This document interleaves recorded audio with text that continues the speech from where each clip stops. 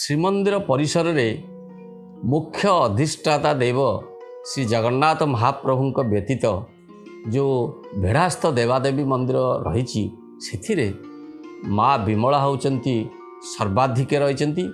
ଇଏ ଗୋଟିଏ 51 ପୀଠ ମଧ୍ୟରେ ମଧ୍ୟ ଶାକ୍ତ ପୀଠ ମଧ୍ୟରେ ଅନ୍ୟତମ।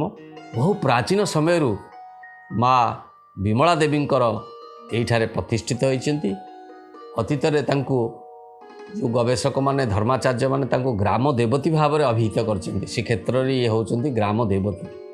ତେଣୁ ଶ୍ରୀକ୍ଷେତ୍ରରେ ଯେତେ ଦେବୀ ଶକ୍ତି ପୀଠ ରହିଛି ତନ୍ମଧ୍ୟରେ ସବୁଠାରୁ ପ୍ରାଚୀନ ହେଉଛନ୍ତି ମା ବିମଳା।